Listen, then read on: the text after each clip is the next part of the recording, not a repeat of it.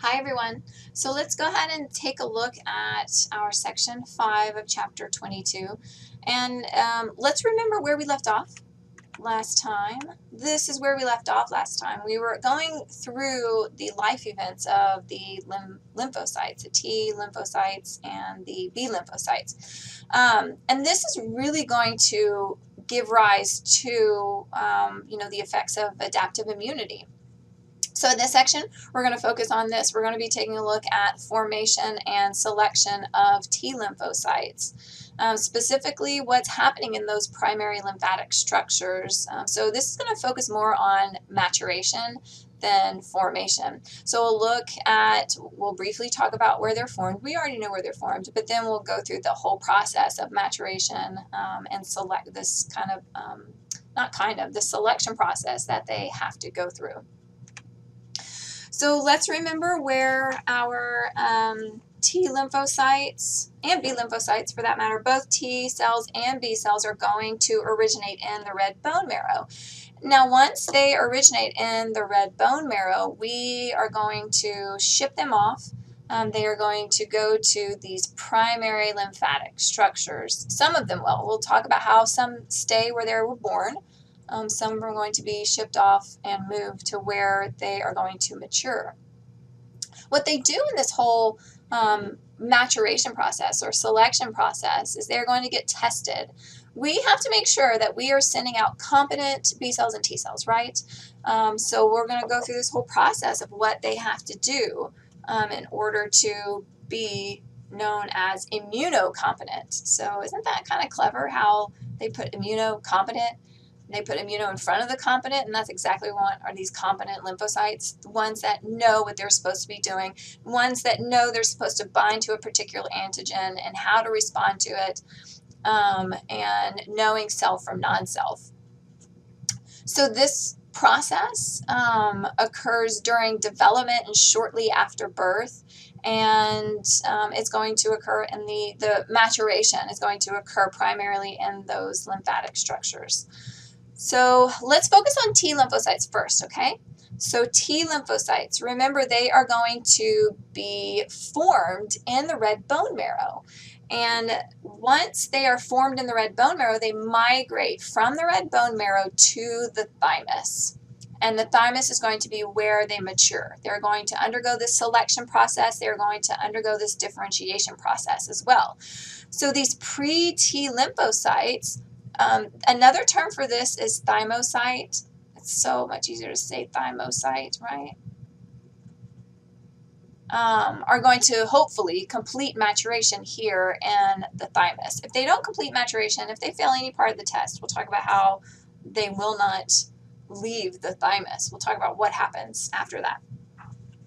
So if we take a look at these thymocytes, back in the red bone marrow when they were formed, they are going to possess a very unique receptor. These, remember TCRs that we talked about, those receptors specific on T lymphocytes.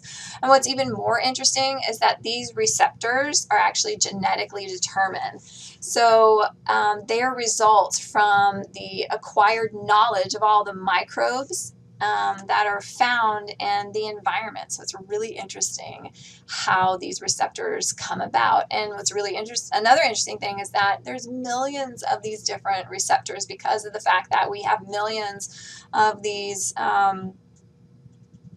different antigens that they can go in and recognize. There's over 25,000 genes that are going to code for these different receptors. So it's really kind of amazing that it can do that. So the thymocyte is going to have a unique TCR, but they're going to actually have both the CD4 and CD8 proteins. So again, we'll talk about how eventually they'll lose one and keep the other one. So these tests they have to go through to make sure that they're going to be immunocompetent. They have to know the antigen that they're supposed to bind. And they also have to make sure that they know self from non-self. That's really important. Only 2% of the T cells that go through this survive this entire selection process, which is good. Again, we want competent T cells out there, so we want them to be able to do that. And we still have, billions of T lymphocytes after this whole process is done. So let's go through the test that they have to do. So look at number 1. Number 1 is called a positive selection test. And this is going to be the one where they are testing the ability of the T lymphocyte to be able to recognize and bind MHC. And also making sure that they can identify their antigen.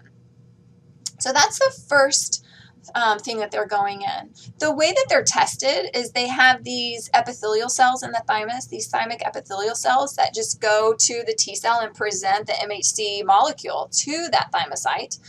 And if it binds to the MHC, then it's like, yeah, good job. You can identify this MHC molecule, you survive. If it can't identify it, there's no reason for it. So it is going to be destroyed by apoptosis. So what this does is it's going in and selecting for T cells that are able to, it's a positive selection because it's selecting for T cells that are able to perform this function. See, yes, it survives because it can bind the MHC molecules. All right, this happens in the cortex. Once they have passed this test, they can move on to the next test. It's kind of like if you've ever seen the Never-Ending Story, you know how he has to go through these series of tests? That's what's happening, exactly what's happening, because if he doesn't pass one of those tests, remember how he could die throughout the whole thing? So, all right, so now we are moving to the medulla, and it's going through the next round of tests. This one is called a negative selection because it's going in and it's seeing which ones can recognize self and non-self. So that's the big thing, is making sure that it can determine. So the way that it's presented, the test, is a dendritic cell is going to go up to the T lymphocyte and present a self-antigen to it. And then it should be able to, if it recognizes the self-antigen, that is not good, right? We do not want it to recognize a self-antigen. If it recognizes a self-antigen, it is saying that it's foreign, not self. It's saying, hey, I recognize you. That means you're foreign. That's not good. So look at this. If you can recognize a self-antigen, we are going to get rid of you. So because we don't want you to. We want you to recognize it as foreign. We want you to recognize ones that aren't in the body that are going to come inside of the body. So if it does not recognize it, if it looks at this molecule right here, this antigen, and says, I don't even know what you're showing me, then great job. You survive. So this is why it's called a negative selection. It is selecting against T lymphocytes that are going to do this. So this is called a self-tolerance test, making sure it does not bind to self-antigens. So again, 2% are going to survive this. And after this, it's not really a test after this. Number 3 isn't a test. Number 3 is differentiation. So these are selection. This is the whole selection process. And this is the differentiation process. I have to make sure I'm spelling it right. Say it out loud while I'm able to do that. This is where they are going to lose either the CD8 or the CD4 proteins. So remember that helper T cells retain the CD4 protein, right? So they lose CD8 cells, so CD8 proteins. Remember, cytotoxic T cells are going to be the ones that do have CD8 proteins, so they lose the CD4 proteins. And after this, they are going to be deemed, they're going to be crowned immunocompetent. What that means is that, hey, you can bind to an antigen, you can bind to not a self-antigen, but you bind to an antigen and you can respond to it.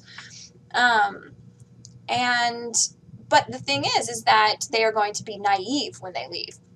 Just think about what naive means. It means you lack some kind of experience, right? And that's exactly what these T lymphocytes are. They are going to be naive in the fact that they have never been exposed to an antigen that they are able to recognize. They can recognize it, but they've never been exposed to it. Remember back here, they weren't necessarily exposed to the antigen. They were exposed to an MHC class 2 or class 1 MHC class 2 or class 1 protein. That's what I'm trying to think of. The word molecule. That's what I'm trying to think of. So they weren't necessarily ever exposed to that particular antigen. They were just, they went in and were tested to make sure that they can recognize and bind MHCs.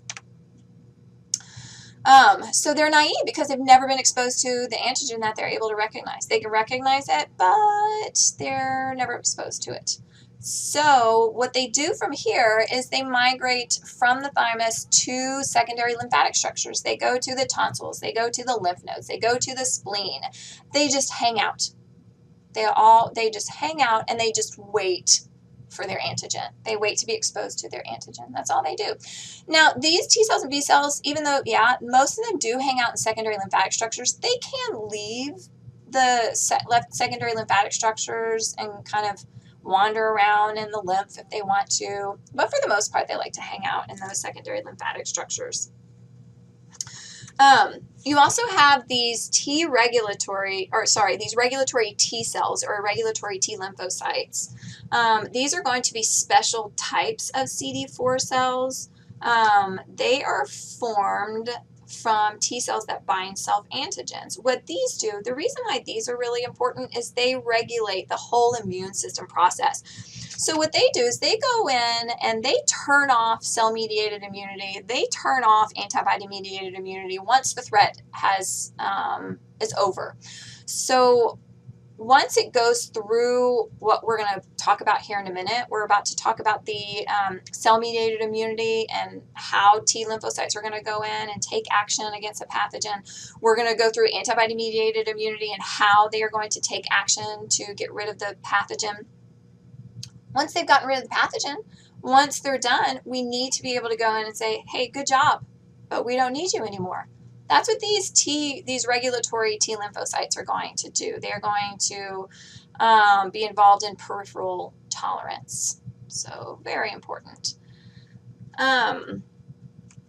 As far as B cells, B lymphocytes, the whole process, it's going to be very similar to what we talked about in T cells, so we don't have to go through and talk about that. And of course, it's going to continue throughout our entire lifetime. So what we're going to take a look at next, now that we know how they are formed, now that we know how they are selected for and they are matured, the next thing that we're going to be taking a look at is action. Remember, right now, where we are leaving off is here.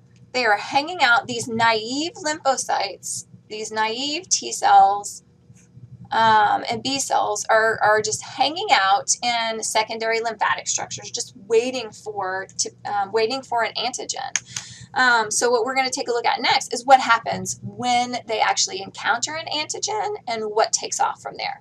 So until next time.